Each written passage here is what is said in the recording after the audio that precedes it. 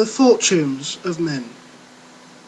Often and again, through God's grace, man and woman usher a child into the world and clothe him in gay colours.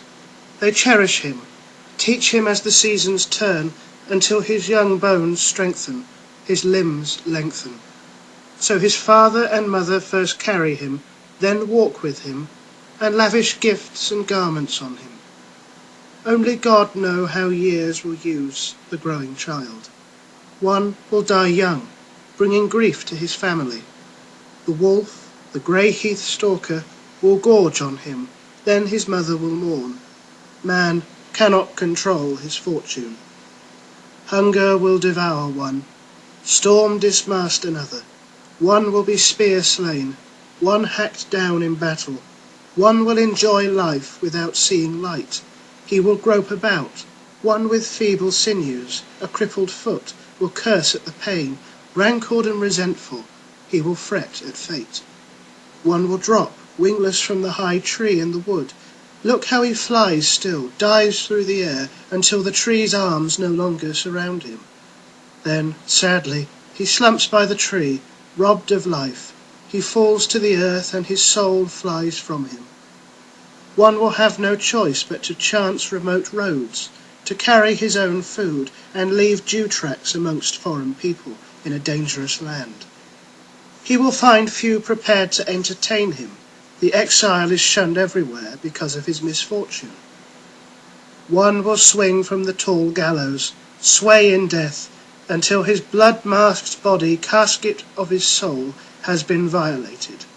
There the raven pecks out his eyes, the dark bird rips his corpse to pieces, and he cannot thwart the vile thief's intrusion with his hands, for his life is ended. Flayed, forsaken, pale on the tree, he endures his fate. Shrouded in swirling death mist, men spit at his name. One will suffer agony on the pyre. Seething fire will swallow the fated man. Death will claim him quickly there. The cruel red flames that woman keens who sees those tongues swathe her son. The sword's edge will shear the life of one at the mead bench, some angry sot soaked with wine. His words were too hasty. One will not stay the cupbearer's hand, and becomes befuddled. Then, at the feast, he cannot control his tongue with his mind, but most meanly forfeits his life. He suffers death, severance from joys, and men style him a self-slayer, and deplore that drunkard, maddened by mead. One, by God's grace, will overcome all the hardships that bedevilled his youth, and achieve happiness in old age. He will welcome the rising sun, and receive riches, treasures, and the mead cup from his people, as much as anyone can own in this life. So mighty God apportions his lot to each man on this middle earth. He grants, allocates, ordains fate, for one happiness, hardship for another, for one a young man's ecstasy, success for another in savage swordplay, for one strength in wrestling, for one skill in throwing and shooting, fortune for one at dice, a devious mind for chess.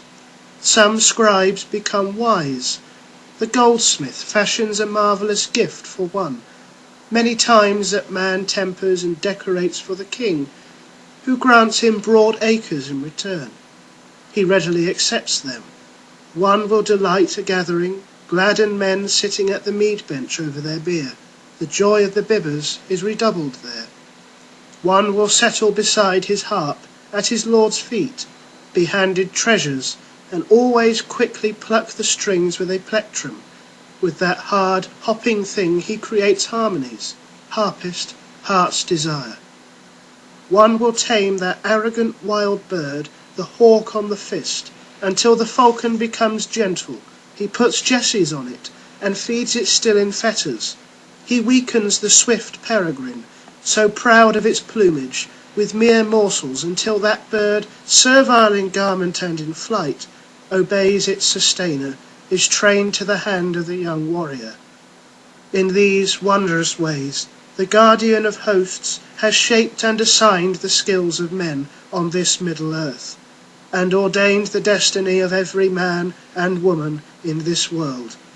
Wherefore let each of us now thank him for all that he, in his mercy, allots to men.